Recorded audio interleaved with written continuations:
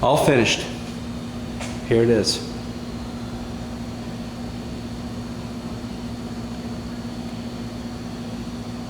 Camera doesn't give it justice about how big it actually is. This fish was 35 pounds, 44.5 inches.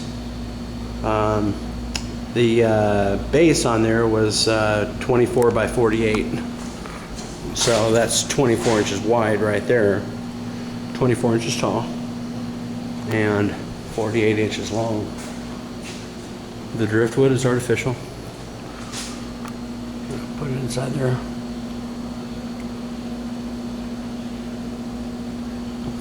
The gill rakers in there are artificial. What I did is I took an artificial bust and I took a Dremel and cut each one of them out and then remounted them. And the real gills are, I tanned them and then cut them off the rakers and glued them in. A lot of little details in the base. I'm a certified diver, and the lake that this was caught out of is like over 1,000 feet deep. It's called Lake Chelan, and the visibility is 120 feet in there, and at times it's even more. But this is exactly what the bottom looks like in Lake Chelan. It's got dead driftwood all over the place, and it's got granite rocks. Those rocks are artificial.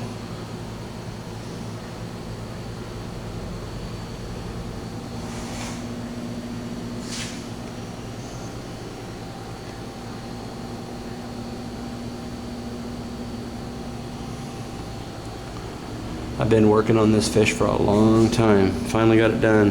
The paint job took me 20 hours, just the paint. The way you do those spots is that you, I'll put it this way, a char is small scales. That's what a lake trout is, it's a char. Small scales, and it's light colored spots on a dark background. Whereas a rainbow trout, a trout species, is dark spots on a lighter background. Here's an excellent example of that. That is a trout. It's a rainbow trout. This one here was 33 inches long, 22 pounds.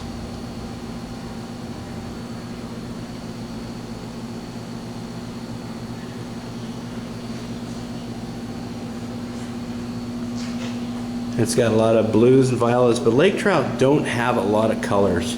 But anyway, the way you put them spots in there is that I'll paint all the silvers and the golds and all that color, and then I take a liquid frisket, which is liquid rubber, and I paint all those individually by hand with that liquid rubber, and then I go over the top of that with the darker colors.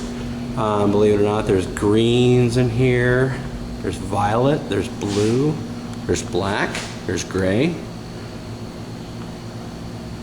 there's red. You don't see it, but it's there. There's yellows. And then after I paint them all in there, see the blue there.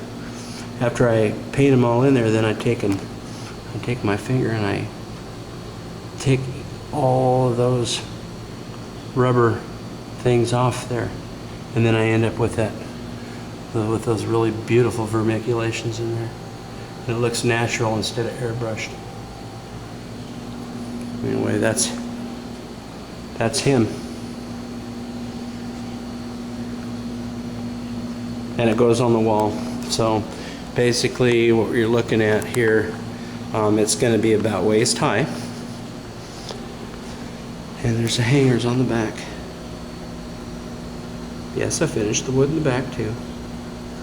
There's 3 hangers, because this thing weighs about 40 pounds. It's pretty heavy. Anyway, it's set on 16-inch centers. So hopefully there's a stud in the center, but then these are 2 for the counter, so it doesn't, do that on the wall. The back of the fish, there is a seam that runs down the middle. That's where I cut it. I don't paint the back of the fish that much, but on this particular fish, I really worked hard on getting that seam covered, just in case he wants to pull the fish off of here. later on and put it in a pedestal mount. Then it can be a 360-degree pedestal mount. So basically you can't see the seam, but I did not paint the back. I just glossed it and finished it. Right here is where the rod goes in, and inside of here there is a 1/2 inch plywood, and there's a 3/8, I believe 3/8 rod that goes inside the fish, and then there's set screws or grub screws, whatever you want to call them. So this fish just could come right off.